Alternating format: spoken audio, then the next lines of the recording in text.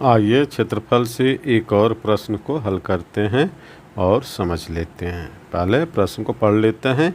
एक त्रिभुज की रचना कीजिए जिसका क्षेत्रफल एक विषम पंचभुज अथवा सम पंचभुज के क्षेत्रफल के बराबर हो। ये प्रश्न को समझते हैं। क्या कह रहा है कि एक त्रिभुज की रचना करिए, यानी एक त्रिभुज की रचना करनी है जिसका क्षेत्रफल, अब इसमें दो प्रश्न है, यानी इस तरीके से भी हम इसको पढ़ सकते हैं कि एक त्रिभुज की रचना कीजिए जिसका क्षेत्रफल सम चतुर्भुज के क्षेत्रफल के बराबर हो। ये एक प्रश्न हो गया। और दूसरा प्रश्न इसमें यह हो जाएगा कि एक त्रिभुज की रचना कीजिए जिसका क्षेत्रफल एक विषम पंचभुज के क्षेत्रफल के बराबर है। तो सबसे पहले हम समझ लेते हैं कि सम पंचभुज क्या होता है और विषम पंचभुज क्या होते हैं, किसको कहते हैं। सबसे पहले हम विषम पंचभुज, यानी जिसकी 5 भुजाएं हों और सम ना हो, यानी सभी भुजाओं की माप अलग अलग हो। तो जैसे ये एक पंचभुज दिया हुआ है, 1 2 3 4 5, इसकी 5 भुजाएं हैं इसलिए पंचभुज हैं। और ये सभी भुजाएं छोटी बड़ी हैं। अगर इसका हम नाप करके देखें तो ये जो है 3 सेमी का है, ये जो भुजा है ये 3.5 सेमी की है। इस भुजा को अगर हम नाप लें तो ये भुजा भी 3.6 सेमी की है और ये भुजा 2.5 सेमी की है। तो इस तरीके से इसकी सारी भुजाएं असमान है, समान नहीं है। तो इसलिए और 5 भुजाएं हैं, इसको विषम पंचभुज कहा जाएगा।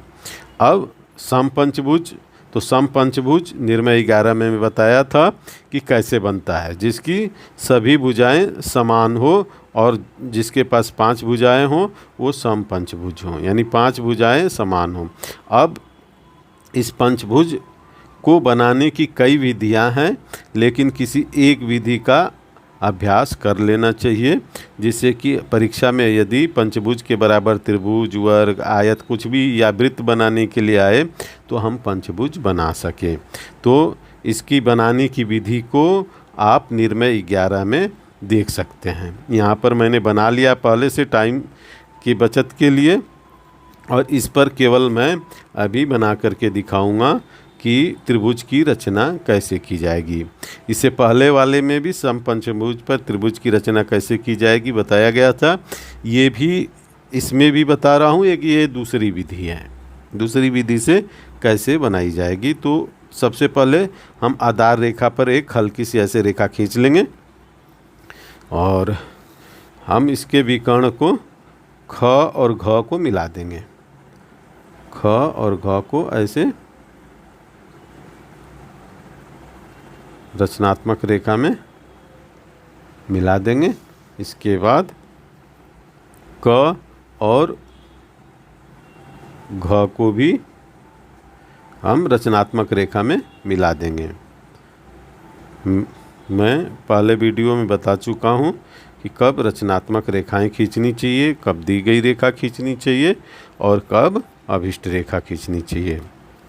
अब हम सेट स्क्वायर को ख घ पर रखेंगे, ख घ रेखा पर रख लेंगे और स्केल को यहाँ हम इस तरीके से स्केल को ऐसे लगा लेंगे और इसको ग बिंदु तक लेके जाएंगे। ग बिंदु तक लेके गए और ऐसे रचनात्मक रेखा खींच लिया। इसके बाद सेट स्क्वायर को हम यहाँ रख लेंगे क घ पर। क घ रेखा पर हमने सेट स्क्वायर रख लिया और इसको लेके जाएंगे च बिंदु तक।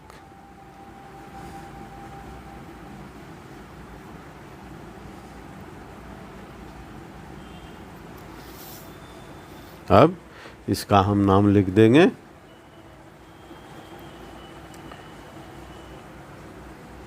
झ, यहाँ लिख देंगे ज और यहाँ लिख देंगे झ।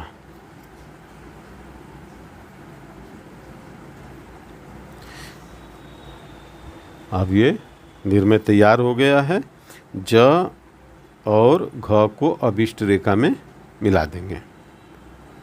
ऐसे 2 बार ऐसे पेंसिल चला देंगे जिससे कि स्पष्ट दिखने लगे कि अभिष्ट रेखा है। और इसके बाद झ और घ को भी मिला देंगे।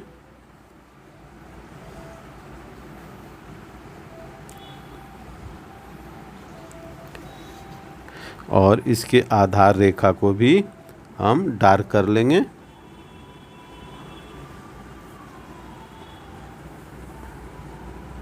जिससे कि ये त्रिभुज दिखने लगेगा। तो इसमें हम नीचे लिख सकते हैं कि झ ज घ अभिष्ट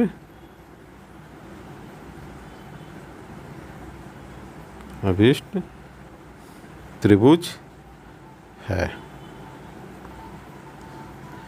ये तो सम पंचभुज के बराबर त्रिभुज की रचना हो गई। निर्णय 11 में भी यही बताया गया था, लेकिन वो दूसरे विधि से बताया गया था। दोनों विधियों को अभ्यास कर लेना चाहिए। अब यहाँ पर एक विषम पंचभुज बना रखा हूँ पहले से ही मैं। आप भी कोई बना सकते हैं जिसकी कोई भी भुजा बराबर नहीं है। तो इसके आधार पर एक खर की रेखा हम खींच लेते हैं, जैसे कि उसका किया था। सेम विधि इसमें भी है, वही कोई अलग विधि नहीं है। तो हमने ये खींच लिया। इसके बाद इसके विकर्ण को मिला देंगे रचनात्मक रेखा में। ये मिला दिया। और इसके इस विकर्ण को भी मिला देंगे रचनात्मक रेखा में। ये मिला दिया, हमने मिला दिया। अब ठीक इसी विधि से ये भी बन जाएगा। सेट स्क्वायर को रखेंगे, ऐसे लगा लेंगे सेट स्क्वायर को और प बिंदु तक ले जाएंगे। सेट स्क्वायर को पहले सावधानी पूर्वक से उस रेखा पर लगा लेते हैं। स्केल को भी सटा लेते हैं। ये हिल गया थोड़ा सा स्केल हिलना नहीं चाहिए। अब सटा लिया और स्केल को हम पकड़ लेंगे, प बिंदु तक लेके जाएंगे और एक रचनात्मक रेखा खींचेंगे। एक रचनात्मक रेखा खींच लेंगे। इसके बाद यही प्रक्रिया हम इधर भी अपनाएंगे। दावा रेखा पर सेट स्क्वायर को रखेंगे और स्केल रख लेंगे और इसको लेके जाएंगे स बिंदु तक लेके गए और एक रचनात्मक रेखा हमने इस रेखा आधार रेखा तक खींच लिया। अब इसका नाम हम लिख देंगे य और र। ये र बिंदु हो गया और ये य बिंदु हो गया। बस य और र को मिला देंगे।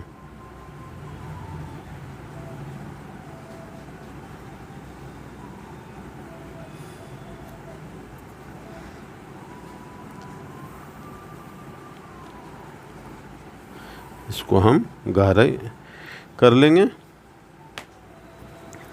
और र से द को मिला देंगे। इसके बाद य से द को मिला देंगे।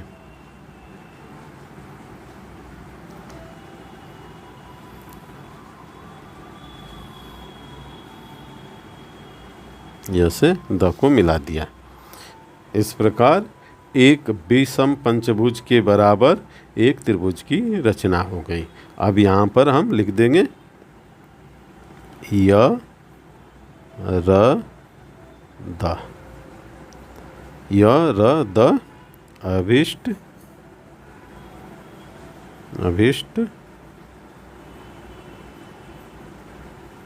त्रिभुज है। अब इस प्रकार ये दो निर्णय हो गया अलग अलग।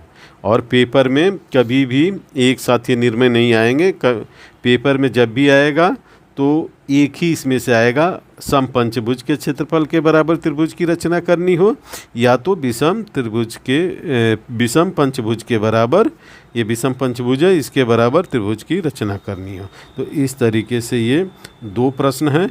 बीच में एक मैं रेखा खींच दे रहा हूँ जिससे कि आसानी से समझ में आ जाए।